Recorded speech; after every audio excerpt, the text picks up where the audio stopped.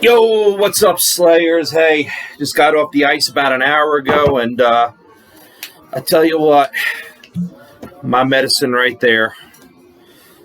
Love this stuff. Was trying to make a video tonight, and it was tough. One thing I could do is catch some fish. Making videos, that's a whole different thing, and I'm learning as I'm going. Actually going to pick up another camera tomorrow, so hopefully things get better. Lighting, everything else. The reason I'm doing this tonight is, number one, I ain't doing it outside because it's 9 degrees and blowing. But I got a lot of messages today. A lot of messages regarding walleye fishing, and I'm happy to answer. I'm happy to oblige, whatever I can do to help out. I had a John Jadis from down in Pittston. How you doing, buddy? Senior firefighter down there, and I got mad respect for you guys. I'm not a volunteer firefighter, but I help as much as I can. I do a lot of charity work for the fire hall, hence the Belmont Derby. I call bingo. I do whatever I can to help out. And, I got mad respect for the firefighters and mad respect for the police officers. Anybody in public office, except for the politicians. But anyway, he had some questions, basically pointers on walleye fishing. I also had a Chris Brazen hit me up today. How you doing, Chris? And asking about jigging rods and what lures and et cetera for walleye. So I'm going to dive into it. And, my goal today was to make a fishing video talking about it, but nothing was going right. I was trying and nothing's going right. So let's start out with John, Walleye Basics. Walleye ought to tell you about it. It's like mother's milk. The trick to walleye fishing is knowing where and when and what they're doing. Every species of fish do different things. Number one is to find a body of water that has walleye is your first thing. And then your next thing is to learn that body of water, and not learn that body of water for, chasing walleye or whatever, but just to learn that body of water. And then you got to learn about walleye. Myself and my friends, the Whites, Jeff and Junior Senior, and we do a lot of fishing on lakes, and we do a lot of kayak fishing. And kayak fishing with a fish finder on it, not to find fish, but to learn the lay of the land of the lake. They may be what I call thumbs, where, you're in a deep area and it kind of sticks out and it's 5 foot here and 18 foot on both sides underwater. But those are areas you want to find, and those are areas you can fish year round. We kayak fish certain spots, and we know where the walleye are, because walleye are not deep water fish. Like everybody thinks, they're at the bottom of a lake. Yes, at certain times, all fish are in the bottom of the lake. It's midday. They go down to the deeper water. There's a lot of reasons why they go down to deeper water. Oxygen, sunlight, bait. There's certain times where all the water foliage is dying and it becomes toxic. And that's in the early ice season. Everything, all the grass is dying, and all those areas where the fish would be is toxic. So they'll go into the basin. So early season, you may want to go into the deeper area. But for the most part, you want to be in the shallows at certain times. You want to find an area that is 5 foot, and it gradually goes from 13 to 20 foot. And you want to be in that area where you're deep here, shallow here. You want to be right here. And you want to be where that, those walleye are going to come in. They want to come in 2, 3, 4, 5 of them, and they're going to feed. And they're going to come into that 5 foot, believe it or not, and they're going to smash whatever they find. And then they're going to, go around the whole lake. That's what they do. So basically, you need to find areas in the lake, You also posted that, you're going to be using tip-ups. The other thing wasn't a jaw jacker. I just had a video about those riggers, old riggers, or whatever the hell they are. HT makes them. I don't particularly like them. I turned mine into a jaw jacker, but you can use them too. And it doesn't matter what you use. You just got to be in the right spot. That's what it breaks down to, being in the right spot. When it comes to jaw jackers, now this is going to everybody. Jaw jackers, you don't have to have a crazy rod. You know, I just basically use, you'll see them out there, Dock Masters or whatever. Shakespeare makes a 36-inch rod with a reel. I slam them into the jaw jackers. They work just fine. You know, maybe change out the line, put in some, better line in there. But otherwise, they work great. As of rods and reels, there's two basic rods and reels I go for when it comes to walleye fishing when I'm in my shanty. Typically, I'm set up with two rods. You're allowed 5 devices in Pennsylvania. So 3 of them already are going to be jaw jackers, okay? And, I've explained it before, but I'll be in my shack and, you want to fish the evenings for walleye or early in the morning, So you're at a point, it's the coldest part of the day. So you want to be, heated and comfortable, But again, I will have, you could have a tip up or whatever you want. I will have one in front of me where I can see through a window, and I'll have one to the right and one to the left. The one to the right or to the left, whichever way I'm facing due to the wind, will be either in a shallow area or going down into a deeper area. So, I'm going to catch them as they're coming up or catch them as they're going into the shallows. Now, when I'm in the shack, I'm going to have 2 rods. I'm going to have what's called a dead stick. Now, this is a Jason Mitchell dead stick. I bought this last year, and you may see a lot of this online, but I swear these things are freaking awesome. Now, if you look at the tip, it's very thin and very flexible. And what's going to happen is, I'll run a jig. It's like a horizontal jig. If you can see that. And from there, I will stack, not a minnow, but I'll stack fatheads. I'm a big fan of fatheads. I don't like minnows. I like fatheads. Fatheads are like cockroaches. You can't kill them. But I'll stack 1 or 2 of them on here.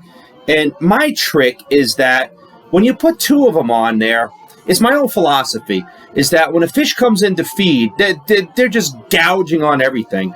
And I feel that if you have 2 or 3 smaller fatheads on here, instead of 1 big minnow, there's always the philosophy, big bait, big fish. I agree with that. I don't disagree with that regardless. But if you have 2 or 3 fatheads on here, to me, it looks like a school of dumb fish. And something's going to come in. Big fish is going to come in, and it's just going to want to chomp on that. And it's going to go after a school. And when it goes after a school, basically, it may only get 1 out of the school, but the odds it's going to get something. So that's my philosophy. I'm going to go ahead and go after, get this out of my screen, and I'm going to make it look like a little school of fish. And so anyway, I'll have 1 rod in my shack, and this is going to be my dead stick. And again, the way the dead stick works is you'll see your rod there, and it'll just start bending slowly, just like that. And from that point, it hits that backbone, and that's where it's got its meat right there. And what happens is that walleye grabs it and starts taking off, and you see it, you watch it, and then once it gets to there, you just grab that and just a little pull up, he's hooked, it's done. And then you can fight him and bring him in. I highly, highly recommend a dead stick. They are great. There you go. They're deadly. So, that's bad. So, the next rod I want to talk about is my jigging rod. And this was a rod I had custom made, and from a fellow up here, Tim Hall. And Tim Hall is actually the one that puts together the Belmont Derby. I don't put together the Derby. He does. But I go ahead and I get involved in it to get sponsors and, try to get prizes together. And, of course, I love fishing. I'm going to get involved. So this rod here, and I failed to mention the dead stick was 36-inch, and I have braided line on it. I use braided line. Wow, I can't even see. I tell you what, you get old, you can't see nothing anymore. I use braided line as much as I can. And lately, it's been hard to get a hold of the braided line. Here we go. But again, this is a 36-inch. This is my Rasta rod. And when it comes to jigging, I mean, you want something you're comfortable with. Something that sits in your hand really nice.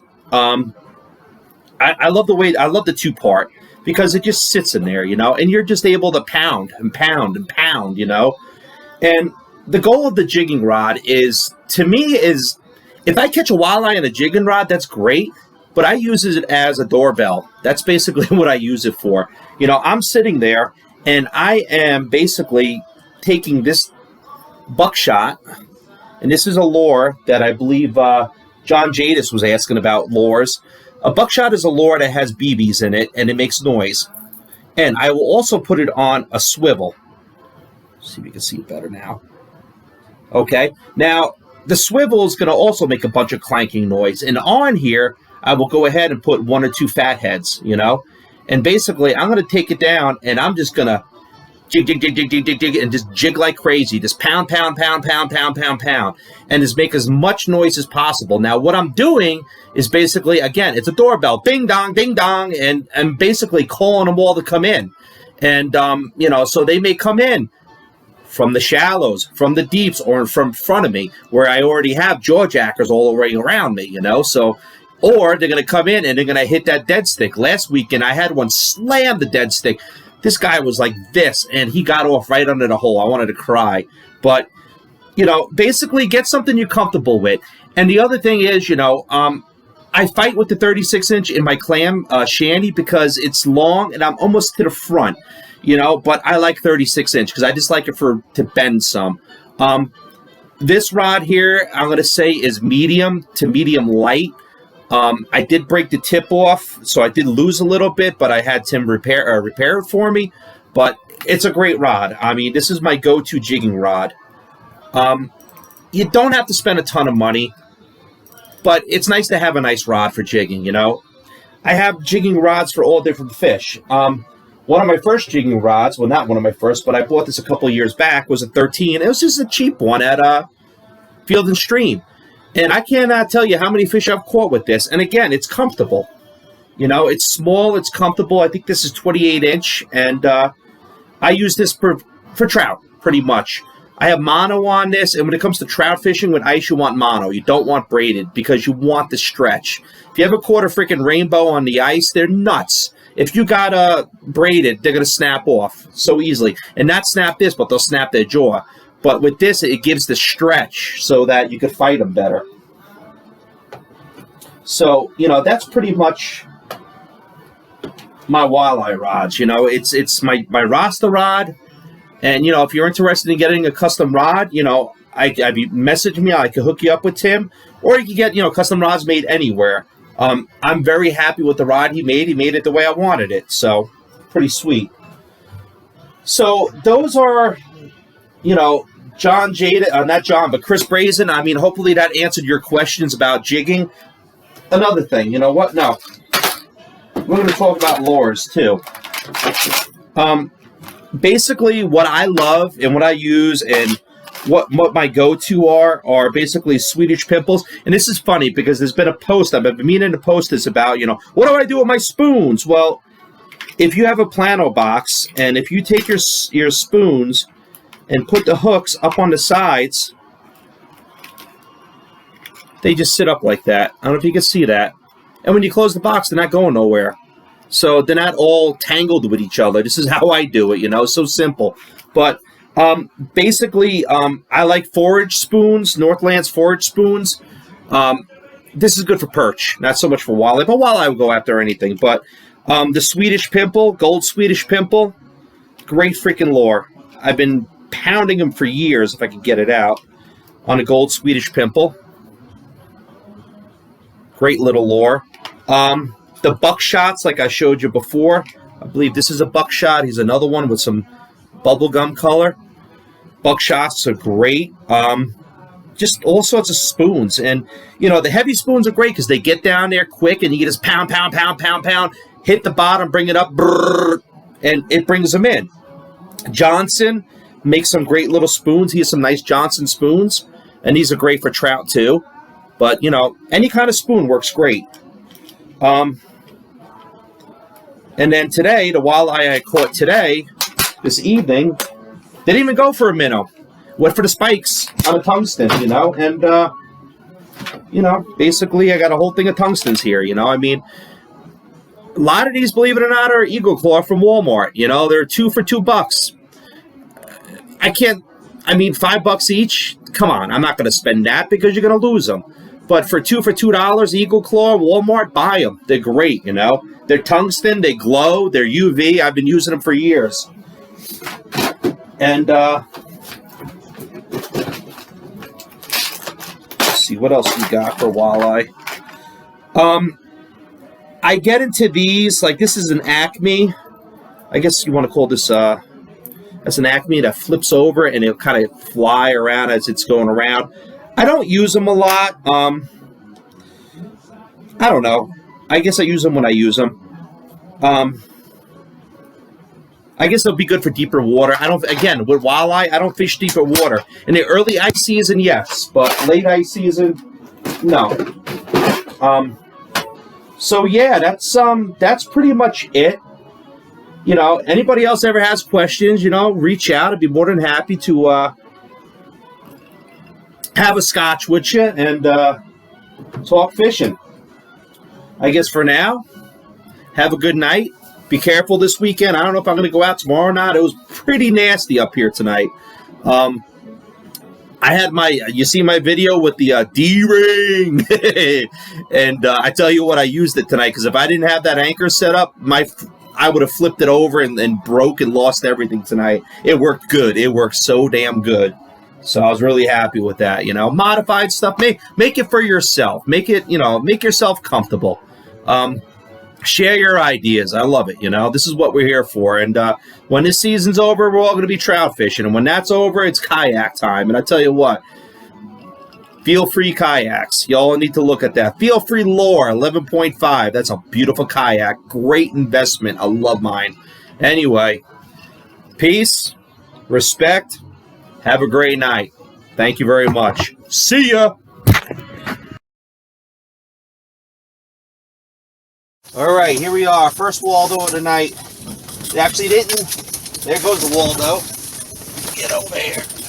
There he goes. Anyway, he went after the spikes. Tungsten and spikes. He didn't go after the minnow. Kind of shocked me.